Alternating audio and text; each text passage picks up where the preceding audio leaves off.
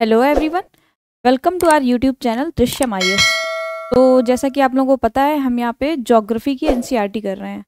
और ज्योग्राफी में हमने 9th क्लास की एनसीईआरटी से शुरू किया है, जिसमें कि हमने फर्स्ट चैप्टर देख लिया है। सेकंड चैप्टर में हमने कुछ इंपॉर्टेंट टॉपिक्स देखे थे अभी तक, जिसमें से हमने उत्तर भारत का मैदान और हिमालय पर्वत श्रृंखला को कवर किया है।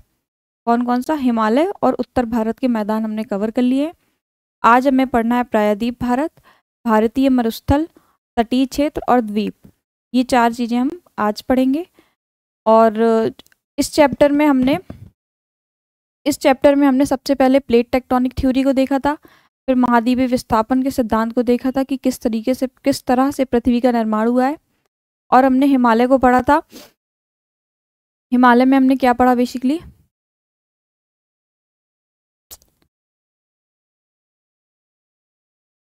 हम्म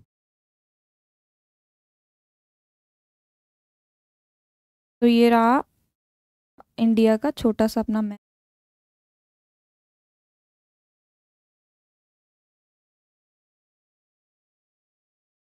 ठीक है, तो देखिए, हिमालय में हमने पढ़ा, this is trans Himalaya, part of Eurasian plate. Trans Himalaya, this is our greater Himalaya.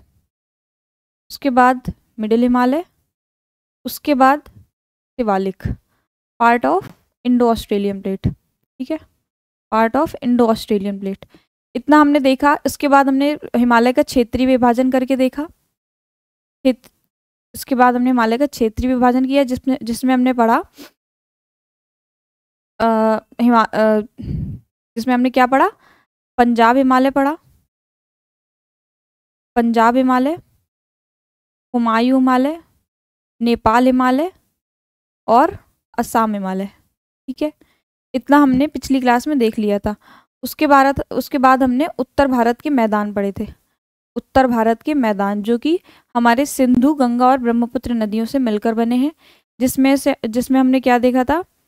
उत्तर भारत के मैदान का निर्माण किस तरह से हुआ है। तो हमने उसमें मैदान देखे थे, कौन कौन से? भाबर,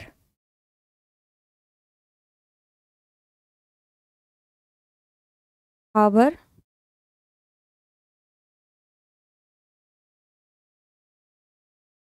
जो बड़े बड़े कंकड़ीले पत्थरों से मिलकर बना है। ठीक है, इसकी पानी रोकने की क्षमता क्या होती है? बहुत ही कम होती है, इसके बड़े पत्थरों के होने की वजह से। उसके बाद उसके बाद कुछ छोटे पत्थरों से मिलकर जो बने होते हैं, जिनकी वाटर रोकने की कैपेसिटी कैसी होती है? अधिक होती है। ठीक है, हाँ। उसके बाद उसके बाद पानी के पास कुछ मिट्टी मिट्टी मिट्टी वाला पार्ट बचा होता है। ठीक है, जिसे हमने पुरानी जलोढ़ और नई जलोढ़ नाम दिया था।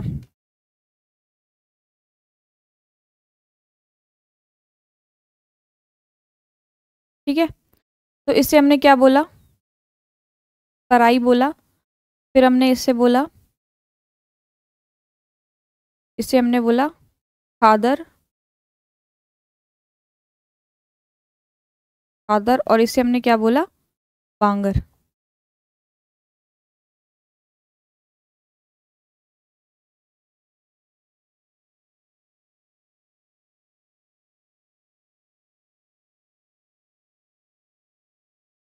इससे हमने बोला बांगर, इसे हमने कहा खादर। ठीक है, तो उस तरह से हमने उत्तर भारत के मैदान का विभाजन करके देखा। उत्तर भारत के मैदान का हमने क्षेत्रीय विभाजन भी किया, जिसमें हमने राजस्थान प्लेन पढ़ा, पंजाब प्लेन पढ़ा, गंगा प्लेन पढ़ा और ब्रह्मपुत्र प्लेन पढ़ा। ठीक है, आज हमें देखना है प्रायद्वीप भारत। आज हमें क्या पढ़ना है? प्रायद्वीप भारत। ठीक है, प्रायद्वीप भारत। तो प्रायद्वीप भारत का हमने विभाजन किया 2 भागों में। प्रायद्वीप भारत को हम 2 पार्ट्स में डिवाइड करके पढ़ेंगे। कौन कौन से? एक तो हो जाएगा प्रायद्वीप पठार और दूसरा हो जाएगा प्रायद्वीप पर्वत, प्रायद्वीप पर्वत। ठीक है, तो सबसे पहले तो प्रायद्वीप होता क्या है, व्हाट इज पेनिनसुला। देखो, अ पार्ट ऑफ लैंड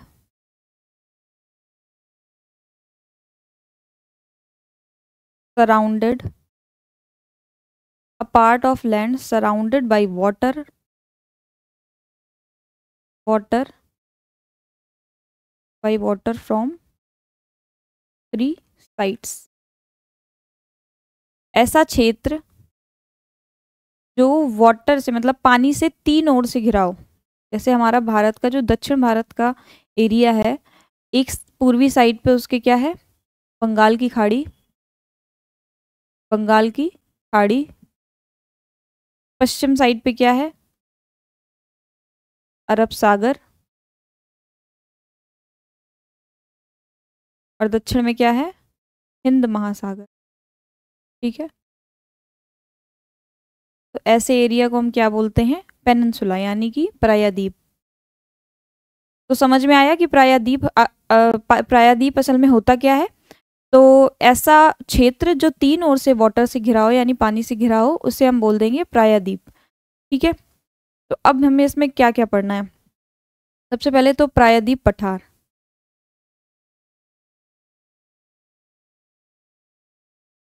प्रायद्वीप पठार, प्रायद्वीप पठार। प्रायद्वीप पठार में हम दो चीजें पढ़ेंगे। पहला मध्य भारत के पठार, मध्य भारत के पठार, और दूसरा हम पढ़ेंगे दक्षिण भारत के पठार, दक्षिण भारत के पठार। ठीक है, मध्य भारत के पठार में हम कौन कौन से पठार पढ़ेंगे, मालवा का पठार, मालवा का पठार, मारवाड़ का पठार, मारवाड़ का पठार, बघेलखंड का पठार, बघेलखंड का पठार, बुंदेलखंड का पठार, बुंदेलखंड का पठार के अलावा मेघालय का पठार, मेघालय का पठार के अलावा छोटा नागपुर का पठार, छोटा नागपुर का पठार। तो देखिए, इतनी चीजें हमें मध्य भारत के पठार में पढ़नी है। उसके अलावा दक्षिण भारत के पठार में हमें क्या पढ़ना है, पूर्वी घाट,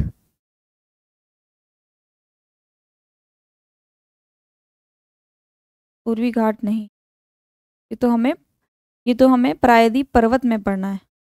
हमें दक्षिण भारत के पठार में पढ़ना है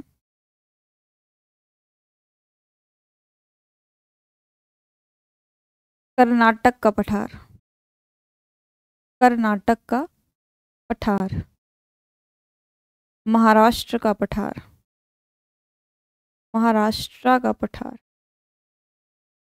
के अलावा छत्तीसगढ़ का पठार, छत्तीसगढ़ का पठार, और इसके अलावा तेलंगाना का पठार, तेलंगाना का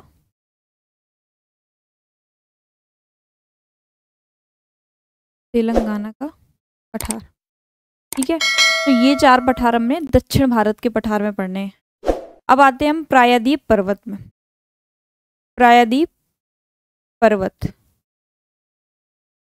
ठीक है, तो प्रायद्वीप पर्वत में हम तीन चीजें पढ़ेंगे। क्या, पूर्वी घाट, पूर्वी घाट, पश्चिमी घाट,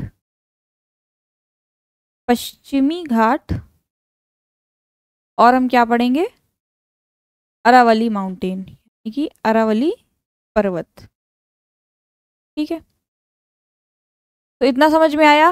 प्रायद्वीप भारत को हमने 2 पार्ट्स में डिवाइड करके पढ़ना है, प्रायद्वीप पठार और प्रायद्वीप पर्वत। प्रायद्वीप पठार में हम 2 पठार पढ़ेंगे, यानी कि मध्य भारत का पठार और दक्षिण भारत का पठार।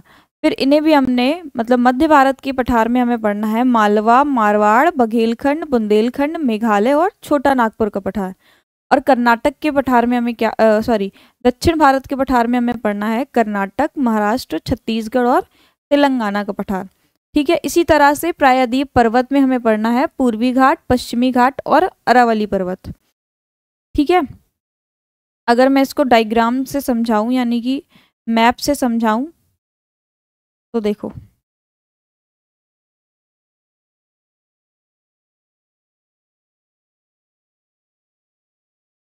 ठीक है,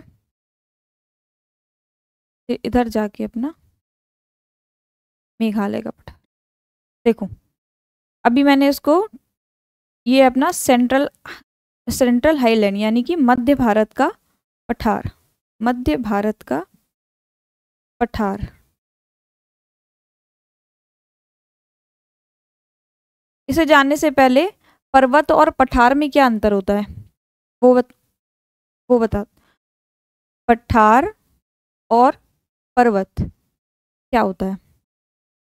देखो, ऐसा क्षेत्र यानी कि ऐसा भूखंड जिसकी जमीन से लगभग ऊंचाई कितनी हो 600 मीटर।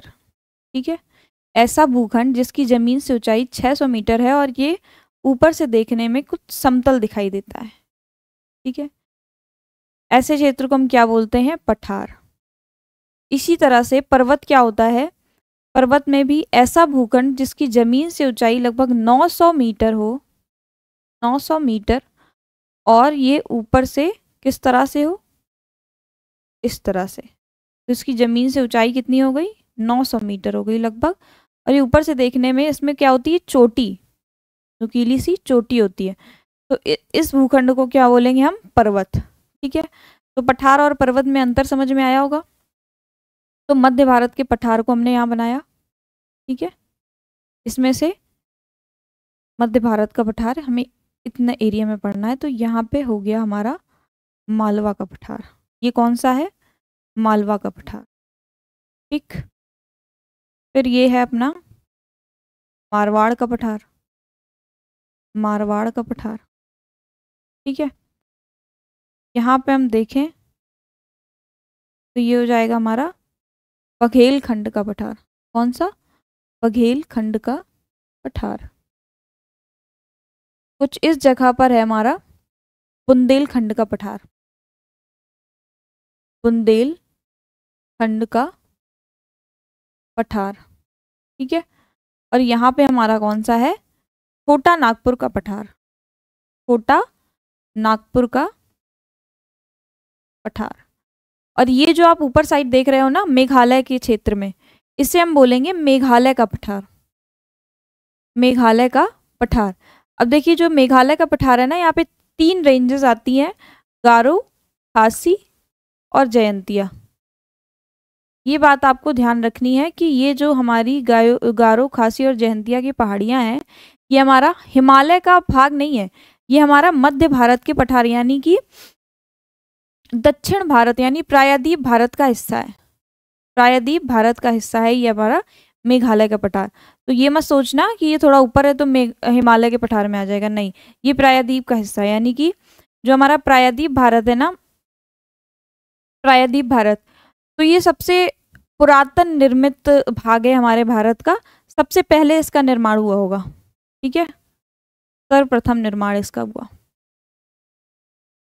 यानी कि सर्वप्रथम निर्माण यानी कि कुछ उसी समय पे हमारा मेघालय के पठार का निर्माण भी हुआ होगा। ठीक है, जिस तरह से उत्तर भारत के मैदान हमारे नवीनतम निर्माण है, उसी तरीके से प्रायद्वीप भारत हमारा सबसे पुरातन निर्माण है। ठीक है, तो मध्य भारत के पठार में इतने पठार देखे। अब यहाँ पे ये हिस्सा जो है हमारा, ये दक्कन पठार है। दक्कन के पठार में हमें क्या क्या पढ़ना है? दक्कन के पठार में ये हो गया हमारा महाराष्ट्र का पठार, महाराष्ट्र का पठार। ये है हमारा कर्नाटक का पठार, और ये है हमारा तेलंगाना का पठार, और ये है छत्तीसगढ़ का पठार। ठीक है, छत्तीसगढ़ का पठार।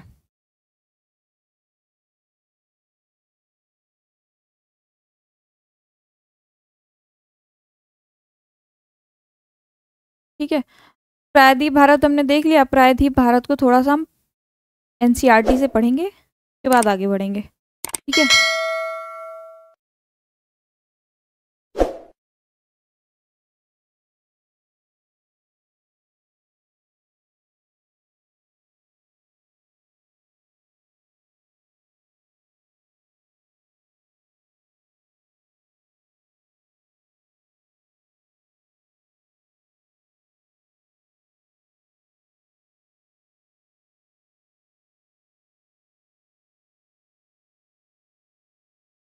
देखो क्या लिखा है यहाँ पे, प्रायद्वीप पठार।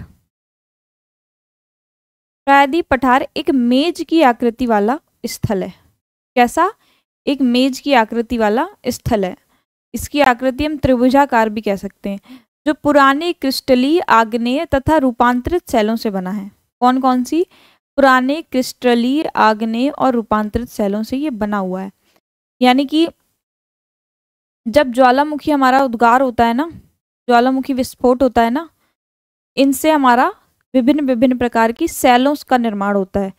तो इससे बनी जो आग्नेय और रूपांतरित चट्टानें होती हैं, नॉट अवसादी चट्टानें नहीं, सिर्फ आग्नेय और रूपांतरित चट्टानें, ये एक चट्टानें क्या होती हैं, ये शैलें क्या होती हैं, ये हम आगे के चैप्टर्स में पढ़ेंगे। अभी के लिए सिर्फ इतना जान लो कि ये आग्नेय और रूपांतरित चट्टानों से मिलकर जो हमारा दक्कन का हिस्सा है ना, यानी कि प्रायद्वीप पठार है, ये बना हुआ है। ठीक है, इसमें आगे क्या लिखा है, ये गोंडवाना भूमि के टूटने एवं अपवाह के कारण बना है। मैंने इससे पिछली क्लास में यानी कि फर्स्ट चैप्टर में आपको बताया था कि हमारी जो पृथ्वी थी, हमारी जो पृथ्वी थी, तो महाद्वीपी हिस्सा इस प्रकार से, सारे महाद्वीप एक होकर इस प्रकार से, ये भूखंड जो है ना हमारा, ये था हमारा महाद्वीप का हिस्सा और ये था महासागर का हिस्सा। तो पृथ्वी की आंतरिक संवहन क्रियाओं द्वारा ये भूखंड के हमारे दो हिस्से हो गए। कुछ इस तरह से इसके दो पार्ट हो गए, जिसमें से इस पार्ट को हमने कहा, उत्तर के हिस्से को कहा हमने अंगारा लैंड, और दक्षिण के हिस्से को कहा हमने गोंडवाना लैंड। गोंडवाना लैंड। तो इसी गोंडवाना लैंड के और टूटने से हमारे भारत का, प्रायद्वीप भारत का भी निर्माण हुआ। तो अगर मैं पूछूं कि इंडिया जो है वो किस पार्ट का हिस्सा है, तो हम बोलेंगे वो हमारा गोंडवाना भूखंड का हिस्सा है, गोंडवाना लैंड का हिस्सा है। तो देखो, गोंडवाना भूमि के टूटने से इस क्षेत्र का निर्माण हुआ। यही कारण है कि यह प्राचीनतम भूभाग का एक हिस्सा है। ठीक है, इस पठारी भाग में चौड़ी तथा छिछली घाटियां एवं गोलाकार पहाड़ियां हैं। ठीक है, इस पठार के मुख्य भाग हैं मध्य उच्च भूमि और दक्कन का पठार। मैंने आपको बताया ना कि जो हमारा प्रायद्वीप पठार है ना, उसके दो हिस्से हैं, मध्य भारत का पठार और दक्षिण भारत का पठार। ये मैंने आपको बताया। आगे इसमें लिखा है कि नर्मदा नदी के उत्तर में प्रायद्वीप पठार का वह भाग है जो कि मालवा के पठार के अधिकतर भागों में फैला है। मैंने आपको बताया ना, मालवा का पठार की स्थिति क्या है, उसे क्या कहते हैं, उसे मध्य उच्च भूमि के नाम से जानते हैं। फिर इसमें लिखा है विंध्य श्रृंखला दक्षिण में मध्य उच्च भूमि तथा उत्तर पश्चिम में अरावली से घिरी है। अभी देखो, ये दिख रहा है, ये मैप,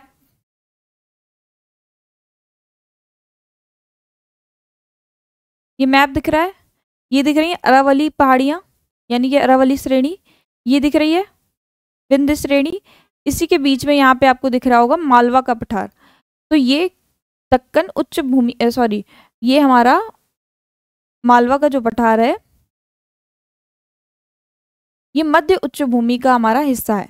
ठीक है, तो पश्चिम में यह धीरे धीरे राजस्थान के बलुई तथा पथरीली मरुस्थल से मिल जाता है। इस क्षेत्र में बहने वाली नदियां कौन सी हैं? चंबल, सिंध, बेतवा, केन दक्षिण पश्चिम से उत्तर पूर्वी की तरफ ये बहती हैं। ठीक है, आगे क्या लिखा है इसमें, इस प्रकार इस क्षेत्र के ढाल को दर्शाती हैं। अधिकतर नदियां जो हमारी प्रायद्वीप भारत में बह रही हैं, वो किस साइड से बह रही हैं? देखो इस तरफ बह रही हैं। अगर हम नर्मदा और ताप्ती को छोड़ दें, नर्मदा और ताप्ती को छोड़ दें, तो बाकी की नदियों की ढाल कैसी है हमारा? पूर्व की तरफ है। ठीक है। और बाकी हमारी बह रही है किस तरफ? नर्मदा और ताप्ती जो हमारी है वो पश्चिमी घाट की तरफ हमारी बहती हैं, यानी अरब सागर की तरफ। ये आपको ध्यान रखना है। मध्य उच्च भूमि पश्चिम में चौड़ी लेकिन पूर्व में संकीर्ण। मध्य उच्च भूमि कैसी है? देखो क्या कह रहा है, जो मध्य उच्च भूमि है ये पश्चिम में चौड़ी है लेकिन पूर्व में संकीर्ण है। ठीक है। इसके अलावा बोल रहा है इस पठार के पूर्वी विस्तार को स्थानीय रूप से बुंदेलखंड या बघेलखंड के नाम से जानते हैं। इसके और पूर्व के विस्तार को दामोदर नदी द्वारा अपवाहित छोटा नागपुर का पठार। देखो मैंने आपको सारे पठार दिखा दिए, बस इसमें पढ़ना सिर्फ बाकी रह गया है। ठीक है ना।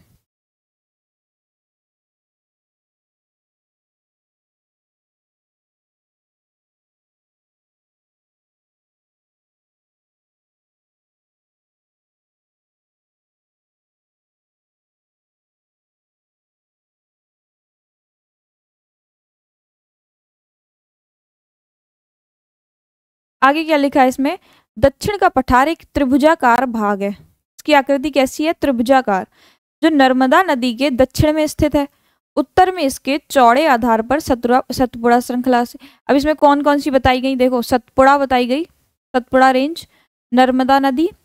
मैप में देखो यहाँ पे, देखो ये दिख रही है अपनी सतपुड़ा श्रेणी।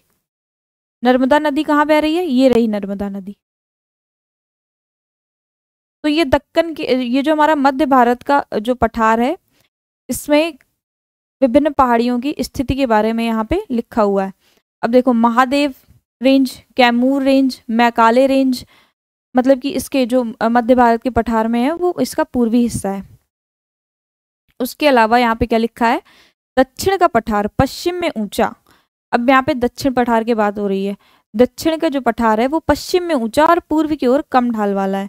इस पठार का एक भाग उत्तर पूर्व में भी देखा जा सकता है, जिसे स्थानीय रूप से क्या कहते हैं? मेघालय का पठार। मैंने अभी आपको बताया जो मेघालय का पठार है ना, वो आपका दक्षिण भारत के पठार का हिस्सा है, यानी कि प्रायद्वीप भारत का हिस्सा है। ठीक है। अब देखो यह एक भ्रंश के द्वारा छोटा नागपुर पठार से अलग हो गया है। जो मेघालय का पठार है ना, ये हमारा छोटा नागपुर के पठार से अलग हुआ हिस्सा है। अब पश्चिम से पूर्व की ओर तीन महत्वपूर्ण श्रृंखलाएं कौन कौन सी? गारो, खासी, जयंतिया। ये भी मैंने आपको बता दिया। अब दक्षिण के पठार के पूर्वी एवं पश्चिमी सिरे पर क्रमशः पूर्वी तथा पश्चिमी घाट है। पश्चिमी घाट पूर्वी घाट के तट के समांतर स्थित है, वे सतत है। अब देखो मैंने ये आपको नहीं बताया अभी, ये अभी हम पढ़ेंगे आगे। हमने यहाँ पे पढ़ लिया था प्रायद्वीप पठार को। प्रायद्वीप पर्वत में हमने पूर्वी घाट, पश्चिमी घाट, अरावली पहाड़ियों को देखना है। देखो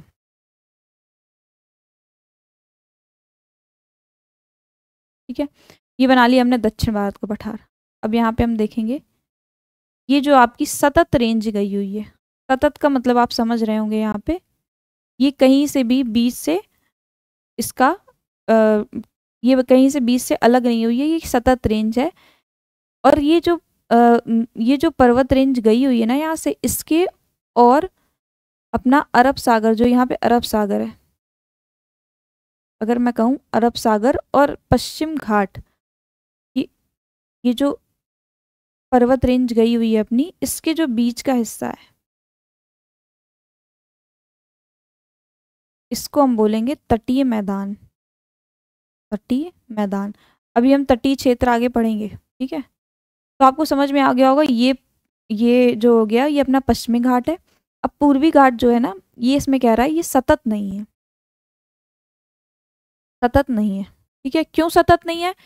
यहाँ से बहने वाली कुछ नदियां हैं, जैसे गोदावरी हो गई, महानदी हो गई, कृष्णा हो गई, कावेरी हो गई। इन नदियों ने अपने प्रवाह के कारण इनको बीच बीच से काट दिया है।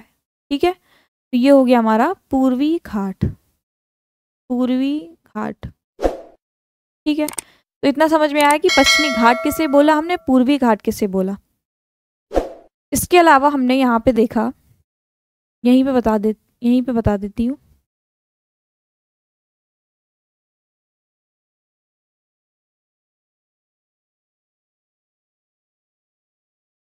देखो कुछ इधर पे ये अपना राजस्थान वाला एरिया है, कुछ इस जगह पे हमारी ये जो रेंज है ना, ये है अरावली पहाड़ियाँ। अरावली पहाड़ियाँ। अब देखो ये कहाँ से कहाँ तक है, ये गुजरात से लेकर के दिल्ली तक। दिल्ली तक। दिल्ली में आपने मजनू का टीला सुना होगा, मजनू का टीला,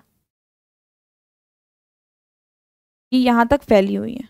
ठीक है, अरावली पहाड़ियाँ कहाँ तक फैली हुई हैं, दिल्ली से लेकर मजनू का सॉरी गुजरात से लेकर दिल्ली मजनू का टीला तक ये अरावली की रेंजेस हमारी देखी जा सकती हैं। अब देखो इसके आगे हम पढ़ेंगे इसमें क्या लिखा हुआ है। इसमें देखो यही चीज़ लिखा गया है कि पश्चिमी घाट की जो पहाड़ियाँ हैं वो सतत हैं और अ, जिन्हें दर्रों के द्वारा ही केवल क्रॉस किया जा सकता है। क्या लिखा है, दर्रों के द्वारा ही पार किया जा सकता है। और इसमें कुछ जो मेन मेन रेंजेस हैं वो हैं थाल घाट, भोर घाट और पाल घाट। ठीक है, पूर्वी घाट जो है वो अपना सतत नहीं है, ये भी इसमें लिखा हुआ है। देखो इसमें क्या लिखा हुआ, पूर्वी घाट का विस्तार सतत नहीं है, ये ध्यान रखना है आपको, कंफ्यूज नहीं होना है इसमें।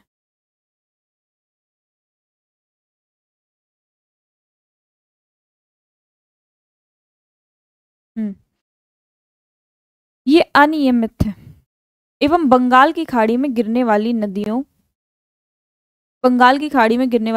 ने इन्हें बीच बीच से काट दिया है। पश्चिमी घाट में पर्वतीय वर्षा होती है। यह वर्षा घाट के पश्चिमी ढाल पर आर्द्र हवा के टकराकर ऊपर उठने के कारण किस तरह से, देखो क्या कह रहा है इसमें, जो हमारा पश्चिमी घाट है, जब हमारा दक्षिण पूर्वी मानसून प्रवेश करता है यहाँ से, अभी ये मानसून के चैप्टर में और अच्छे से समझ में आएगा, अभी के लिए इतना समझ लो, जब हमारा दक्षिण पूर्वी मानसून जो भारत में प्रवेश करता है तो यहाँ पे हमारा पश्चिमी घाट से टकराता है। पश्चिमी घाट से टकराने के कारण यहाँ पे हवाएं जो होती हैं वो ऊपर उठती हैं, यहीं से, जैसे ये पर्वत है तो हवाएं ऊपर उठती हैं, यहाँ से ऊपर उठकर वो इस एरिया में क्या करती हैं, बारिश करती हैं। ठीक है, तो यही यहाँ पे लिखा हुआ है। देखो क्या लिखा हुआ है कि ये आर्द्र हवा जो है हमारी, ये पश्चिमी घाट से टकराकर यहाँ पे ऊपर उठने के कारण यहाँ पे वर्षा करती हैं। इन्हें विभिन्न नामों से जाना जाता है यहाँ पर। ठीक है, पश्चिमी घाट की ऊंचाई उत्तर से दक्षिण की ओर बढ़ती जाती है। इस भाग के शिखर ऊंचे जैसे कि अनाईमुडी। दक्षिण भारत की सबसे ऊंची चोटी के बारे में अगर पूछे कौन सी है तो हमारी अनाईमुडी है। ठीक है, अनाईमुडी। और ये पश्चिमी घाट की भी सबसे ऊंची चोटी है। अगर हम पूर्वी घाट की सबसे ऊंची चोटी की बात करें तो हमारा कौन सी है, महेंद्रगिरी। ये दोनों चीजें आपको याद रखनी है। ठीक है, महेंद्रगिरी। तो पश्चिमी घाट की कौन सी है, अनाईमुडी, और पूर्वी घाट की कौन सी है, महेंद्रगिरी।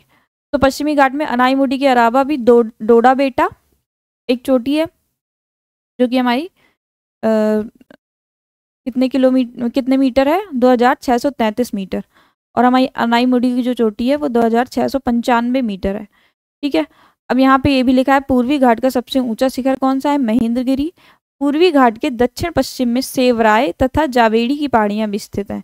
ठीक है, उडगमंडलम जिसे ऊटी के नाम से, ऊटी का नाम आपने सुना होगा बहुत बार, ऊटी के नाम से भी जानते हैं, तथा कोड़ाई कनाल जैसे प्रसिद्ध पहाड़ी नगरों की स्थिति। अब ये आपको देखना है, देखो मानचित्र में जाके आपको इन सभी पहाड़ियों की स्थिति देखनी है। इसके अलावा मैं आपको कुछ पहाड़ियां तो मैप में यहीं पे दिखा देती हूँ। देखो ये आपको दिख रही होंगी नीलगिरी की पहाड़ियाँ। ठीक है, ये नीलगिरी की पहाड़ियाँ केरल और तमिलनाडु की सीमा के बीच में, मतलब ये दोनों ही क्षेत्रों में आती हैं नीलगिरी की पहाड़ियाँ। अनाईमुडी की, अन्नामलाई की पहाड़ियाँ, अन्नामलाई की पहाड़ियों की सबसे जो ऊंची चोटी है वो अनाईमुडी, मतलब कि सब सर्वोच्च ऊंचा शिखर। ठीक है, देखो अगर मैं कुछ नदियों की बात करूं, नदियों के बारे में अपवाह तंत्र में अच्छे से पढ़ेंगे, अभी के लिए सिर्फ इतना ही। ये नर्मदा नदी देखी थी हमने, और ये ताप्ती नदी, इन्हीं दोनों के बीचों बीच से अगर हम आगे चल के देखें तो यहाँ पे सतपुड़ा से श्रेणी पड़ती है। ये हमारी महादेव रेंजेस है, महादेव की पहाड़ियाँ। ठीक है, दक्कन पठार हमने देख लिया है। अब हम आगे बढ़ेंगे।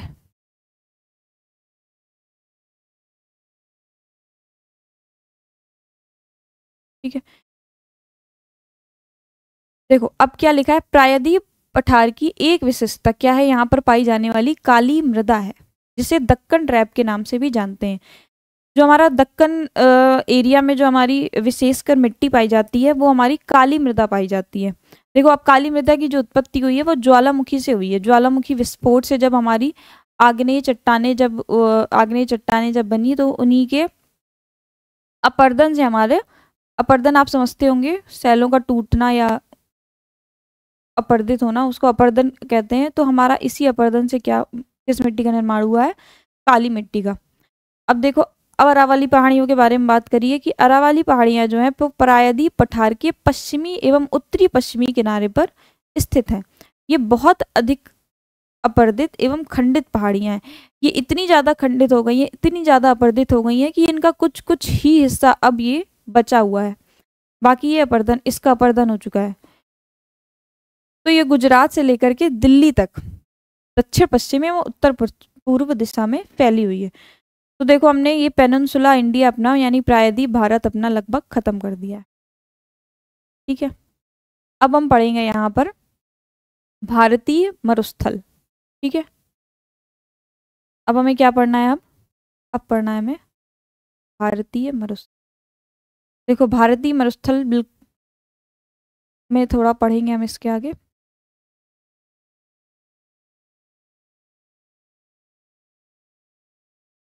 तो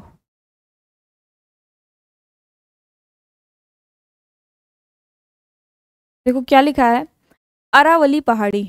अरावली की पहाड़ी हमने मैप में देखी, ये पश्चिमी किनारे पर थार मरुस्थल है। देखो ये जो एरिया देखते हो ना, ये इस तरह से उठा हुआ, यही हमारा है थार मरुस्थल, थार मरुस्थल। ठीक है, यह बालू के टिब्बों से ढका एक तरंगित मैदान है।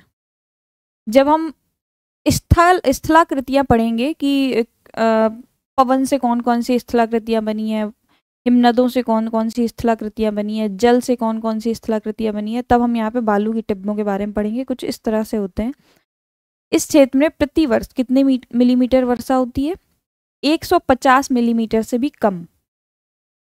इस शुष्क जलवायु वाले क्षेत्र में वनस्पति बहुत ही कम होती है, नदियां भी बहुत कम होती हैं। जो एकमात्र नदी है वो लूनी नदी यहाँ पर देखने मिलती है, ये भी आगे जाकर विलुप्त हो जाती है, मतलब कि दिखना बंद हो जाती है। ठीक है, लूनी नदी के बारे में आपने अधिकतर सुना होगा। तो ये नदियां बालू में ही विलीन हो जाती हैं पर्याप्त जल ना मिलने के कारण। ठीक है, अब बरकान क्या होते हैं, ये अर्धचंद्राकार बालू के टीले होते हैं। इनका विस्तार बहुत अधिक क्षेत्र पर होता है। बरकान भी हम पढ़ेंगे आगे क्या होता है। लेकिन लंबट टीले भारत पाकिस्तान के समीप प्रमुखता से पाए जाते हैं।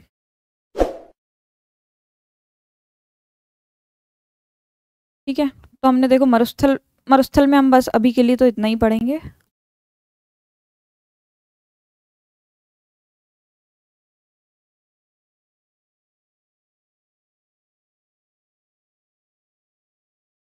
अब हमें जो आगे पढ़ना है वो हमें पढ़ना है तटीय मैदान।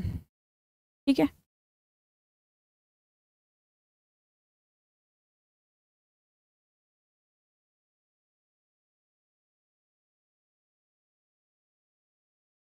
देखो ये प्रायद्वीप भारत हमने बनाया,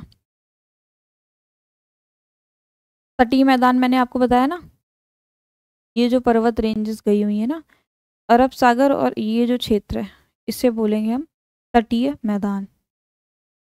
पश्चिमी घाट, पश्चिमी घाट और अरब सागर के जो बीच का एरिया है, यहाँ पड़ता है अरब सागर। तो ये जो है ना, इसे बोलेंगे हम तटीय मैदान। ये हमारा क्या है, पश्चिमी। इसी तरह से ये है हमारा पूर्वी घाट, ये गई यहाँ से महानदी, महानदी कृष्णा, कावेरी। ठीक है, तो ये जो क्षेत्र हो गया, ये हमारा पूर्वी तटीय मैदान।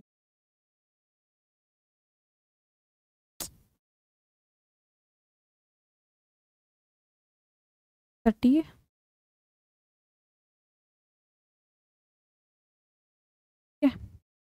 यहाँ अपना बंगाल की खाड़ी पड़ेगी, बंगाल की।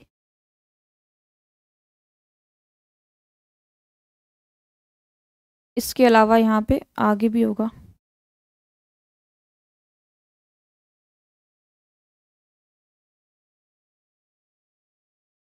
देखो, तो समझ में आया कि तटीय मैदान होता क्या है।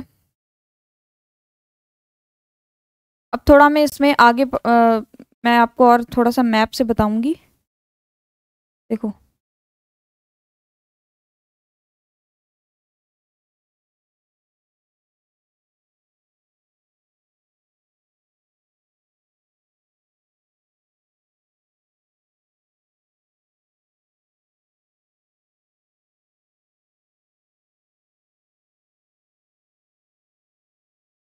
तटीय मैदान, तटीय मैदान को हमने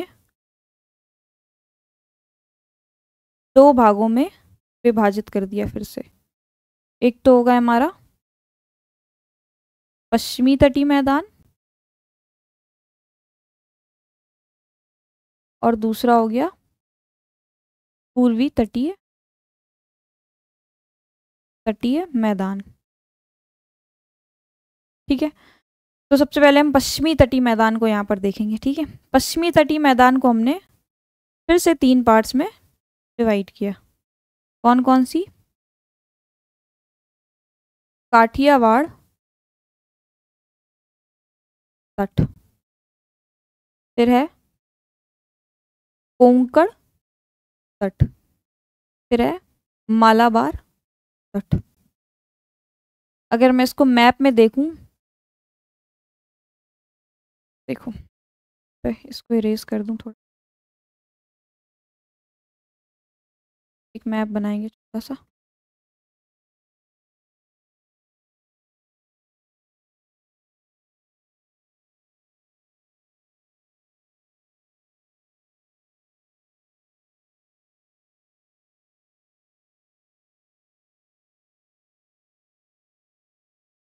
ठीक है,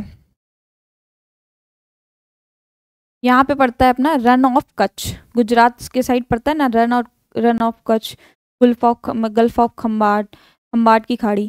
ठीक है, तो ये इस एरिया में पड़ते हैं। देखो, अगर मैं यहाँ से बात करूँ आपका,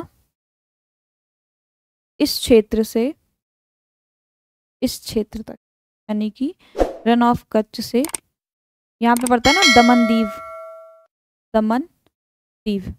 मैंने आपको कहा था कि राज्यों की और केंद्र शासित प्रदेशों की स्थिति के बारे में आप मैप से देख लेना। ठीक है ना, तो आपने उम्मीद है पढ़ लिया होगा।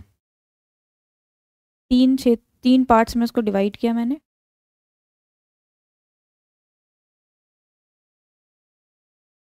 ये अपना पश्चिमी तटीय मैदान है ना, इसको मैंने 3 पार्ट्स में डिवाइड किया।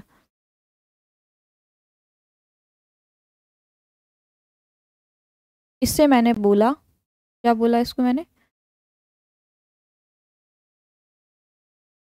इससे मैंने बोला काठियावाड़ तट, काठियावाड़ तट। ठीक है, जो हमारा गुजरात से लेकर के लगभग दमन और दीव तक है, राजस्थान से लेकर के दमन और दीव तक हम इसे पढ़ेंगे। मतलब गुजरात के अंदर पूरा आता है ये, काठियावाड़ तट बोलते हैं इसको। और ये दमन और दीव से न्यू मंगलौर, आपने सुना होगा गोवा में न्यू मंगलौर, तो दमन और दीव से न्यू मंगलौर तक हमने जो देखा उसे हमने कहा कोंकण तट, कोंकण तट।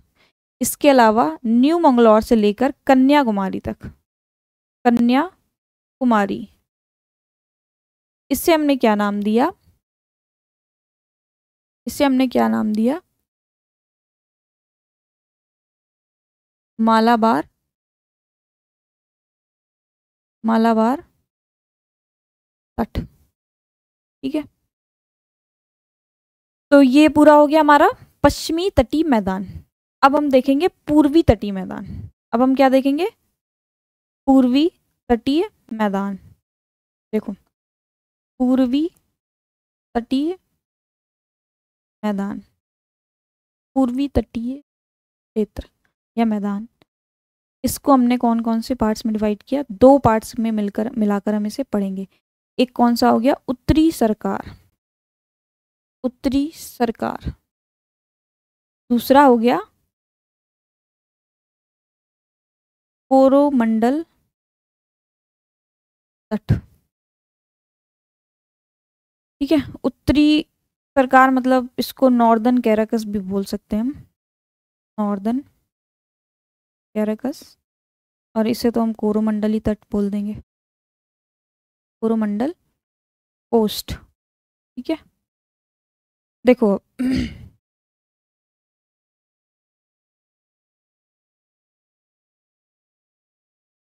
ठीक है, ये हमारा पूर्वी घाट हो गया, पूर्वी घाट। ये गई यहाँ से महानदी, ये जा रही है यहाँ से कृष्णा, उसके नीचे कावेरी, महानदी कृष्णा। ठीक है, तो देखो अब जो आप महानदी से जो कृष्णा के बीच का हिस्सा पार्ट देख रहे होंगे, उससे मैं बोलूंगी उत्तरी सरकार। ठीक है, उत्तरी सरकार। और जो कृष्णा से कन्याकुमारी तक का हिस्सा है, कन्याकुमारी, इसके बीच के पार्ट को मैंने क्या बोला, कोरोमंडल तट, कोरोमंडल तट। ठीक है, तो ये अपना यहाँ पे पूरा होता है तटीय मैदान भी। तटीय मैदान को हमने 2 पार्ट्स में डिवाइड किया, पूर्वी तटीय मैदान और पश्चिमी तटीय मैदान। पश्चिमी तटीय मैदान में मैंने इसको 3 पार्ट्स में और डिवाइड किया, काठियावाड़ तट, कोंकण तट और मालाबार तट। जिसमें से मैंने काठियावाड़ तट को बताया, कोंकण तट को बताया और मालाबार तट को देखा। फिर हमने पूर्वी तटीय मैदान को 2 पार्ट्स में डिवाइड किया, नॉर्दर्न कैराकस और कोरोमंडल कोस्ट। तो जो हमारा महानदी से कृष्णा के बीच का जो हिस्सा है उसे मैंने नाम दिया उत्तरी सरकार का तट, और जो कृष्णा से कन्याकुमारी तक का जो जगह है उसे मैंने बोला कोरोमंडल तट। ठीक है, ये हो गया अपना तटीय क्षेत्र। क्या लिखा है बुक में, प्रायद्वीप पठार के किनारे संकीर्ण तटीय पट्टियों का विस्तार है। यह पश्चिम में अरब सागर से लेकर पूर्व में बंगाल की खाड़ी तक विस्तृत है। पश्चिमी तट पश्चिमी घाट तथा अरब सागर के बीच स्थित एक संकीर्ण मैदान है। मैंने बताया ना,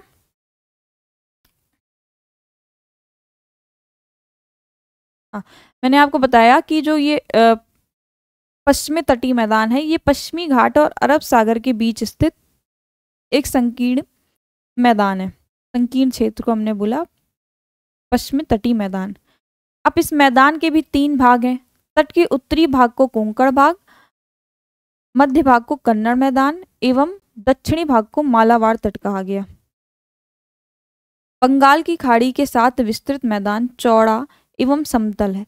उत्तरी भाग में इसे उत्तरी सरकार कहा जाता है, जबकि दक्षिण भाग में इसे कोरोमंडल तट कहा जाता है। ये पूर्वी तट के बारे में बता रहा है। अब यहाँ पे बड़ी बड़ी नदियां भी हैं, जैसे महानदी हो गई, गोदावरी हो गई और कृष्णा, कावेरी। इस तट पर विशाल विशाल डेल्टा का निर्माण भी करती हैं। कहाँ पर, पूर्वी घाट में, मतलब पूर्वी तट में। अब इसमें लिखा है चिल्का झील पूर्वी तट पर स्थित एक महत्वपूर्ण भूलक्षण। ठीक है, अब इसमें क्या लिखा है, चिल्का झील भारत में खारे पानी की सबसे बड़ी झील है। यह उड़ीसा में महानदी डेल्टा के दक्षिण में स्थित है। ठीक है, अब आगे हमारा कौन सा टॉपिक है, द्वीप समूह। कौन सा है, द्वीप समूह। द्वीप समूह, देखो आपको पता होगा द्वीप होते क्या हैं। तो मैं अगर बताऊं द्वीप क्या होते हैं, part of a land surrounded by water from 4 sides, 4 या फिर कह दो ऑल साइड्स। 4 तो गलत होगा कहना,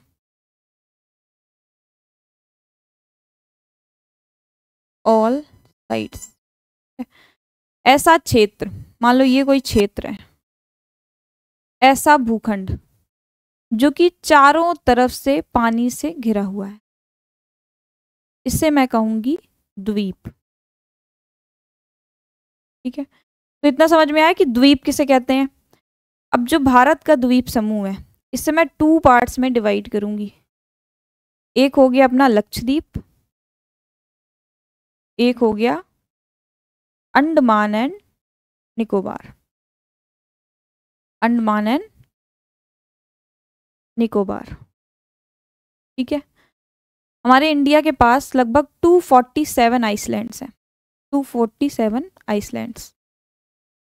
204 आइसलैंड्स हमारे अंडमान और निकोबार द्वीप समूह के पास हैं, और लक्षद्वीप के पास लगभग 36 द्वीप समूह हैं। कितने? 36 द्वीप समूह हैं। एक छोटे से मैप से समझेंगे द्वीप समूह। देखो, अरब सागर में हमारा कौन सा द्वीप समूह स्थित है? लक्षद्वीप।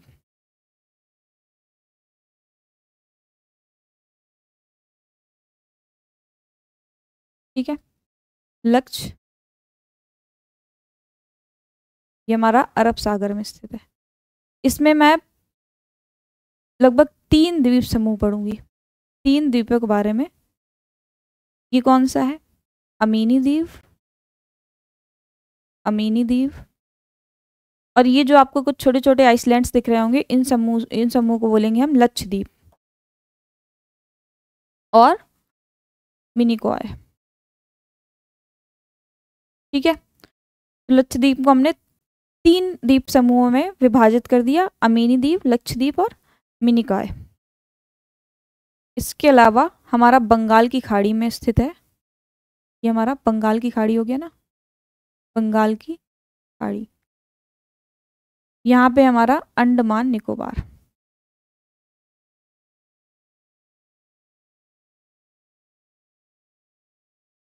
देखो, अंडमान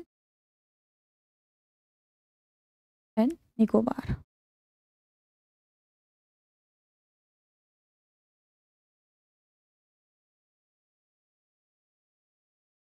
ये 2 द्वीप समूह से मिलकर बना हुआ है, अंडमान और निकोबार। देखो, जो अंडमान है ना, 4 पार्ट्स में उसको पढ़ेंगे। उत्तरी अंडमान, उत्तरी अंडमान, मध्य अंडमान, इसके बीच बीच में भी काफी सारे आइसलैंड्स हैं, लेकिन जो मेन है ना वो यही है, मध्य अंडमान, दक्षिण अंडमान और लिटिल अंडमान, मतलब इसको छोटा अंडमान भी बोल सकते हैं, छोटा अंडमान। ठीक है, तो ये हमारे अंडमान द्वीप समूह के भाग हो गए। अब ये जो है हमारे, वो निकोबार द्वीप समूह के भाग हैं, जिसे हमने बोला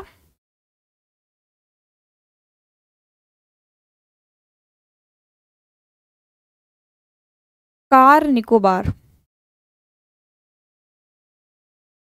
मिडिल निकोबार यानी कि मध्य निकोबार, और ग्रेट निकोबार यानी कि महान निकोबार, या इसको ग्रेट निकोबार ही लिखते, ग्रेट निकोबार।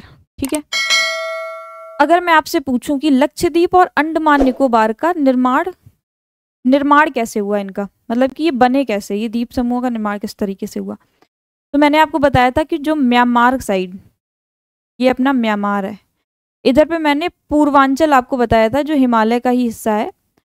क्या बताया था? पूर्वांचल, जो म्यांमार की सीमा से लगा हुआ जो पूरा रेंज है ना, ये पूर्वांचल रेंज है। इसी के नीचे जो बनी हुई है ना, इसी यहीं पे, इसके ऊपर बनेगी पूर्वांचल, और यहीं से हमारा बना अंडमान और निकोबार। तो अगर मैं बोलूं अंडमान निकोबार जो है ना, वो यही अपना हिमालय का ही पार्ट है एक। ठीक है, यानी कि अपना इंडो ऑस्ट्रेलियन का पार्ट, नवीन वलित पर्वत हिमालय का ये भाग है। लक्षद्वीप का निर्माण मूंगा चट्टानों से हुआ है। कैसे हुआ है? मूंगा चट्टानों से। मूंगा चट्टान यानी कोरल रीफ्स। बाकी कोरल रीफ्स के बारे में हम आगे के चैप्टर्स में भी पढ़ेंगे डिटेल से। ठीक है, अब लिखा क्या है इसमें, बुक में क्या लिखा है कि भारत का मुख्य भूभाग, मुख्य स्थल भाग अत्यधिक विशाल है ये। इसके अतिरिक्त भारत में 2 द्वीप समूह भी पाए जाते हैं। केरल के मालाबार तट के पास लक्षद्वीप की स्थिति है, और ये कैसे बना है? ये छोटे छोटे प्रवाल द्वीपों से बना है। पहले इनको लक्षद्वीप, मिनिकॉय और अमिनी द्वीप के नाम से भी जाना जाता था। तो 1973 में इनका नाम लक्षद्वीप समूह रख दिया, मतलब कि संयुक्त रूप से इनको हम लक्षद्वीप कहने लगे। ये लगभग 32 वर्ग किलोमीटर के छोटे से क्षेत्रफल में फैला है। जो लक्षद्वीप है ना अपना, ये बहुत ही कम क्षेत्रफल 32 वर्ग किलोमीटर के क्षेत्रफल में फैला हुआ है।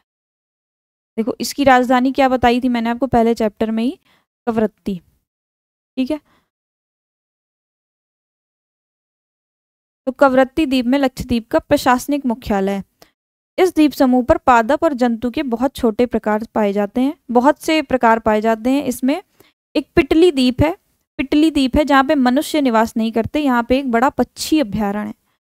अब बंगाल की खाड़ी में उत्तर से दक्षिण की तरफ फैले जो द्वीप हैं, उत्तर से दक्षिण की तरफ इस तरह से फैले हुए द्वीप हैं, उन्हें हमने बोला अंडमान और निकोबार। यह द्वीप समूह आकार में बड़े संख्या में बहुल तथा बिखरे हुए हैं। यह द्वीप समूह मुख्यतः 2 भागों में बांटे गए हैं, उत्तरी अंडमान, दक्षिण में निकोबार। ठीक है,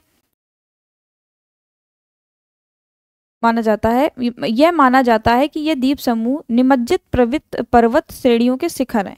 यह द्वीप समूह देश की सुरक्षा के लिए बहुत महत्वपूर्ण है। इन द्वीप समूहों में पाए जाने वाले पादप और जंतु, यहाँ जैव विविधता बहुत अधिक पाई जाती है, इतना जान लो। ठीक है, ये विषुवत वृत्त के समीप स्थित है। यहाँ की जलवायु विषुवतीय है और जंगलों, मतलब कि यहाँ पे बड़े बड़े जंगल भी अंडमान निकोबार द्वीप समूह में पाए जाते हैं। हमारा जो भारत का एकमात्र सक्रिय ज्वालामुखी अगर मैं आपसे पूछूं तो वो हमारा बैरन द्वीप समूह, जो कि अंडमान निकोबार का ही हिस्सा है, वहां पर स्थित है। अब देखो, इस चैप्टर में हमने जो भी हमारे इंपॉर्टेंट टॉपिक्स थे वो सब हमने इसमें पढ़ लिए। जैसे कि हमने इसमें हिमालय पढ़ लिया, उत्तरी भारत के मैदान पढ़ लिया, प्रायद्वीप भारत पढ़ लिया, मरुस्थल भी देख लिया, तटीय क्षेत्र भी देख लिए और द्वीप भी देख लिए। अब इस चैप्टर के मैं जो थोड़े बहुत MCQs हैं वो पढ़ाऊंगी के बाद।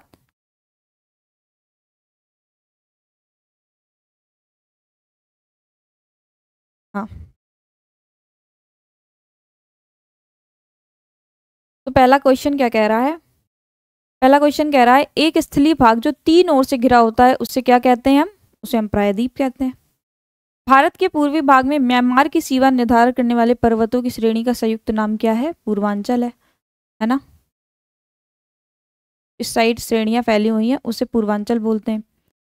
अब गोवा के दक्षिण में स्थित पश्चिमी तटी पट्टी, उसे क्या बोलेंगे? कोंकण तट बोलेंगे। एक सेकंड, गोवा के दक्षिण में कन्नड़, क्या बोलेंगे? कन्नड़। इसमें क्या लिखा? पूर्वी घाट का सर्वोच्च शिखर कौन सा है? पूर्वी घाट का सर्वोच्च शिखर मैंने आपको बताया था महेंद्रगिरी है। पश्चिमी घाट का कौन सा है? अनाईमुडी है। पूरे दक्षिण भारत का पूछें तो अनाईमुडी है। ठीक है, तो इस चैप्टर के MCQs यहीं खत्म हो गए। नेक्स्ट क्लास में हम पढ़ेंगे भारत का अपवाह तंत्र। ठीक है, तो ये क्लास हम आज के लिए यहीं खत्म करते हैं, मिलते हैं अगली क्लास में।